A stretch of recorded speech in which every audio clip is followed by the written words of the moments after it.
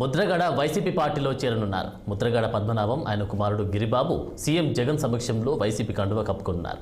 ఈ నేపథ్యంలో ముద్రగడతో YCP senior నేతలు భేటీ అయ్యారు. ఈ సందర్భంగా పదవులు ఆశించకుండా పార్టీకి సేవలు అందిస్తాను అని వైసీపీ నేతలకు ముద్రగడ సూచించారు. ఈ నెల 14న వైసీపీలో మాజీ మంత్రి ముద్రగడ పద్మనాభంతో పాటు పలువురు కాపు నేతలు కూడా వైసీపీలోకి చేరే అవకాశం ఉంది.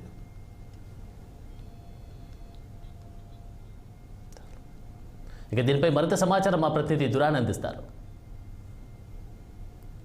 ముద్రగడ పద్మనాభం మౌనం వీడారు. ఇన్నాళ్లకు ఊహాగానాలకు తెరదించుతూ ఆయన మీడియా ముందుకు వచ్చారు. తను వైఎస్ఆర్ కాంగ్రెస్ పార్టీలో చేరుతున్నట్టు అధికారికంగా ప్రకటించారు.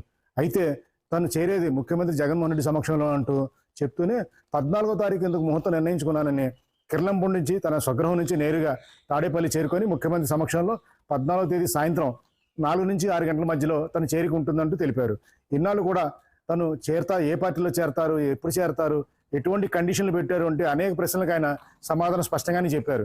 ముద్రగడ పద్మనాభం తన మాటల్లో తనకి ఏ పదవి మీద మోజు లేదని, తనకు కానీ తన కుమారుడికి కానీ అంటూనే ప్రత్యక్ష ఎన్నికల్లో పోటీకి దిగనంటూ తేల్చి చెప్పేశారు.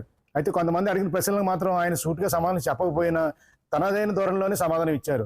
తాను ప్రస్తుతం సేవ చేసే ఉద్దేశంతోనే వైఎస్ఆర్ కాంగ్రెస్ పార్టీలో చేరుతున్నానని, తనకు రాజకీయాల్లో నిలబడి తన కండిషన్లు ఏమీ లేవంటూనే ఎన్నికలు ముగిసిన తర్వాత వైఎస్ఆర్ కాంగ్రెస్ పార్టీ అధికారంలోకి వచ్చిన తర్వాత తను ముఖ్యమంత్రి ఏ పదవి ఇచ్చినా సరే తీసుకుంటానంటూ తేల్చి పాడేశారు.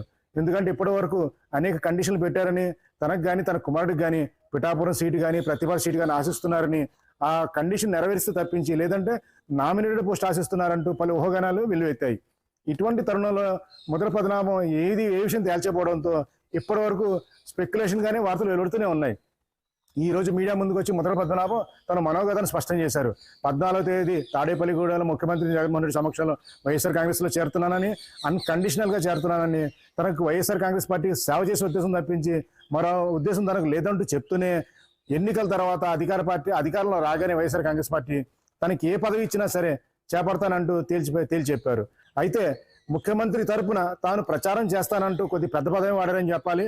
ఎందుకంటే తన హోదా ఏమాత్రం తగ్గించుకోకుండా రాష్ట్రమంతా తిరుగుతూ కాపులన్న పదం రాకుండా జాగ్రత్త పడుతూ ముఖ్యమంత్రి తరపున ప్రచారం చేస్తానంటూ చాలా పెద్ద పదం వాడడం మాత్రం ప్రస్తుతం చర్చనీయాంశంగా మారనుంది.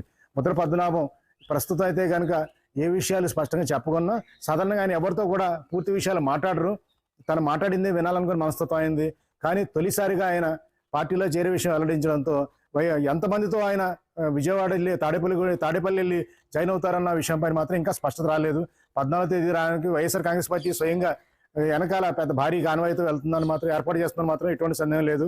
అయితే ముద్రగడ పద్మనాభాన్ని బల ప్రదర్శనగా మాత్రం ఈ ఊపు కార్యక్రమం ఉంటుంది మాత్రం ఖచ్చితంగా చెప్పుకోవచ్చు. వీడియో జర్నలిస్ట్ చిన్నితో నదీం కందూరి.